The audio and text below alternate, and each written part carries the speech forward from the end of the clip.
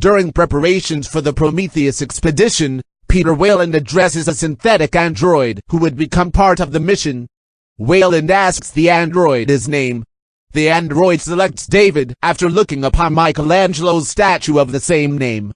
In 2104, the crew of the colony ship Covenant is bound for a remote planet, Aragi 6, with some 2,000 colonists and 1,000 embryos on board, monitored by an upgraded android resembling the earlier David, named Walter.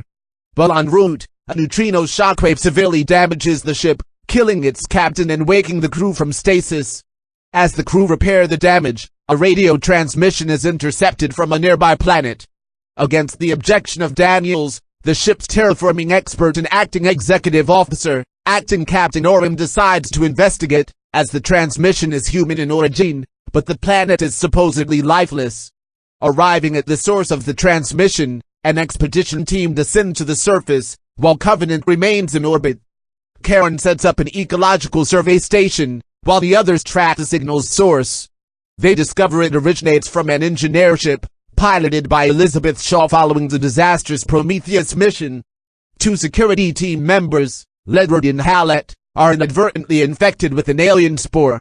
Karen attempts to assist them, but Ferris locks them inside the landing vehicle's med bay as a quarantine precaution. A neomorph, a forerunner to the xenomorph, bursts from Ledward's back, killing him, then mauls Karen to death. Another neomorph bursts from Hallett's throat, killing him. Ferris dies when she attempts to kill one of the neomorphs, accidentally destroying the lander in the process. I have to confess that I have always been a fan of Prometheus, and it was only after I watched and loved it that I started to read all the negative reviews about it. Ridley obviously was well aware of its mixed reception, and with Covenant I think he has absolutely outdone himself. The film is magnificent, from its beautiful cinematography to its imaginative vistas. The engineer's city is inspired, sort of Neo-Greco-Roman, which is how I imagined it, and fits in neatly with the Prometheus mythos. And what can I say about Fassbender?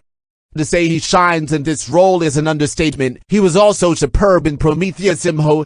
Everything is in this film galvanizes some of the concepts Ridley was trying to get across, which confused or went over people's heads in the first chapter. But it's not simply an exposition vehicle. The Covenant, the beautiful scene with the solar sails, the Juggernaut, the creatures are all rendered superbly on screen. This movie really is a work of art. Maybe in time, Prometheus will be reappraised by some of its detractors. Both these films are multi-layered and demand repeated viewings. Ridley, you are a true visionary, and although the term genius gets bandied about all too often, you are one of cinema's greats, up there with Kubrick et al. Summary: an outstanding movie which breaks new ground whilst maintaining intelligent story arcs. Can't wait to buy on Blu-ray, and can hardly wait for Alien: Awakening.